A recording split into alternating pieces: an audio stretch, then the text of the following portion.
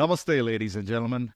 Welcome to a conversation with the foremost regulatory and clinical science expert at 𝗪𝗁𝗶, Nancy Morrison. Nancy, thank you for joining me. And we're going to talk about navigating the regulatory landmines for combination devices. This is becoming more and more important. And this is the first of what will be at least a two-part series, with the next one focusing on the strategic and tactical aspects of combination device trials. So, Nancy, once again, thank you for joining me. Thank you, Jay. I'm looking forward to this one. So, can you please get us started with some examples on combination devices? What can go wrong with these submissions right at the onset? Which division of the FDA is responsible for these devices? I know this can be nuanced. So, what do you think? Jay, great question. And it seems like it should be simple, right? A drug there's a definition for a drug, there's a definition for a device. Mm-hmm. But in reality, it's really hard to tell sometimes. And what we find is that you do have to go through the process. If you've got a drug and you've got a device and they're used together, either as separate entities or they're used integrated into one another, you have to decide who's got the lead on that. Is it going to go through, and for the US FDA, I'm speaking, they do have an Office of Combination Products. It's a great resource. They have lots of guidance documents that talk you through how to determine, is it a device-led combination product? Is it a drug-led combination product? Give you a few examples. Take a saline solution. And everybody thinks about the IV bag that hangs in the hospital room, and you say, oh yeah, that's a drug. But if I take that same bag and I use it to irrigate an abdominal cavity during surgery, it's now a device because the primary mode of action is irrigation. The same thing, you have a syringe that's filled with saline. You might use that to clear out your IV tubing.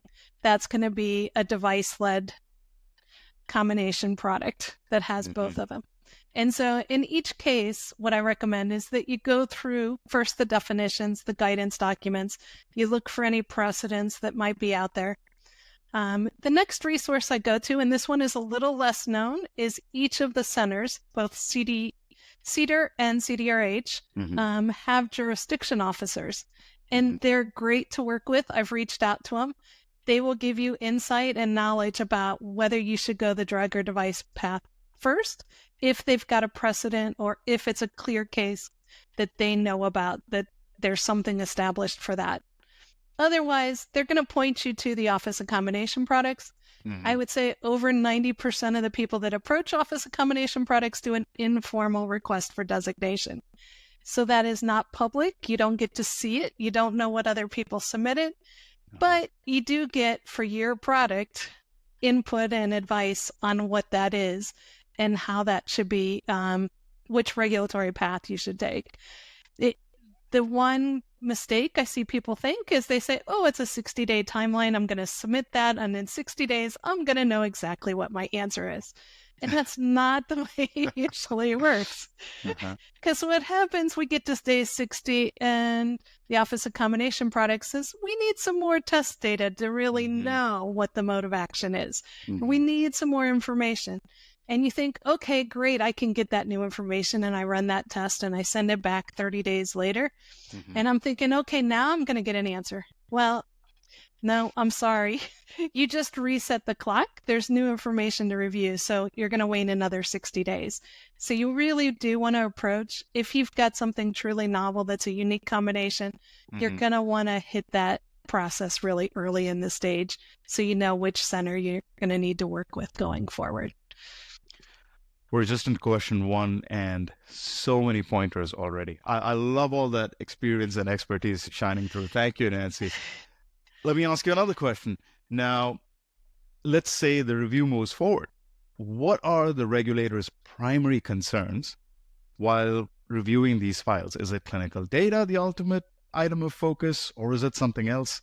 What have you seen over time? Yeah, I mean, obviously the standard things are going to come into play in any device drug combination. But it's the concerns from both sides of the aisle. So you get to do all the routine device testing, all the electrical safety, all the software, all the implant, all the biocompatibility, but you also get all of the drug. So people talk about the CMC, the chemistry manufacturing controls. How do you know you got the right level of drug and it's in there? But certainly what takes the longest time and what can trip people up the most is the clinical data. That's really critical for the success of the product. And it's not an easy path. This is another one. I say it often, but start early because you're going to want to get agreement on what your endpoints are. Exactly. And when you have a combination product, it's not just the input from one of the centers. You're probably going to have a consult with the other center, and they bring different perspectives and different concerns to the table. A lot of people get concerns if you're going and you're primarily a device, but you're adding an antimicrobial agent, or you're adding an antibiotic to your bone cement, or you're adding some drug aspect. It's very different in terms of sample size, what typically is required on the device side versus the drug side. Excellent point. Yeah. So you start with that sample size, like, can you get an adequate safety with 100 patients or 200 patients, which may be more typical on the device side of things. Right. If you've got a truly novel compound that's never been studied as a drug before, you may get into a situation where you have to do 1,000 patients because they really want to understand what are those low-level safety signals that might be coming through in your clinical trials. So that's an alert. If you're using an established drug that's been on the market, been in lots of other devices, been given as a drug, primary drug, you can often leverage what information is available, and that will help you with your sample sizes. The other thing that gets a little tricky, and this again goes to the endpoints, but what are you really measuring the effectiveness of? So in the case of an implant where maybe you've got an antimicrobial or an antibiotic agent that you're adding to it to prevent infections, that's a great goal, right? Infections are costly. They're bad for the patient. They're bad for the doctors and the hospital measures. So you want to do everything you can to avoid it. But how do you know what's causing the infection or what's reducing the rate of infection? And so then do you get into a study design where maybe you need to study it with and without the antimicrobial or antibiotic agent to know what your infection rates are, one for the other? And again, the smaller the percentage of patients that have it, the bigger your sample size becomes, because you're looking for that very difference. Okay. Yeah. Okay. Well, staying on that clinical track, Nancy, what are some of the clinical trial-related regulatory challenges that manufacturers may tend to overlook while either designing or executing the study, which may actually turn out to be too late when they eventually realize it? I know you touched upon it, but any other pointers, anything that you could expand on? Yeah, so I think one of the things, particularly when you have a complex product that has both drug and device, is it's really hard to go straight to a pivotal study. So unless you're doing a modification of an existing, there's often a first-in-human study or a pilot study. If you think you've got enough bench testing or it's close enough to technology that's on the market, maybe you can go straight to your pivotal. But even in that case, I like to do a small run-in cohort. And that's where you're going to find the kinks, right? What is going to go wrong? This site didn't do the cleaning and disinfection of the device before they used it. This site, they use a different size injection. And so, right, the drug, I had a bunch of extravasations or... So you need to really work out those kinks, or if very there's real, very practical issues. Yeah, you really have to understand what could go wrong and then figure out how you can control that in your clinical study. Do you need oversight? Do you need training before it? Do you need a form to capture that they've completed every step in your protocol? Because we find that, right? The last thing you want to do is get to the end and you find out there was a major protocol deviation that invalidates a whole bunch of data sets. The other thing that I see is that even if you have exclusion criteria built into your statistical analysis plan, right? You're often asked, why are you excluding those subjects? What would the data look like if you didn't exclude them? So being prepared and avoiding major deviations, if at all possible, is great. Right. Nancy, there are so many other questions, and that's where I'd encourage everybody, come and talk with us if you have this kind of a device, because there is plenty of experience that we could share. And along those lines, any other key learnings, Nancy, that we could all benefit from? I think, right, we have to be careful and understand that planning up front is worth it because it prevents delays at the end. And I'll give you an example. We had a client that submitted a 510K for a combination product. They thought it was going to be great, right? They were ready to go. They had their test data. They submit it.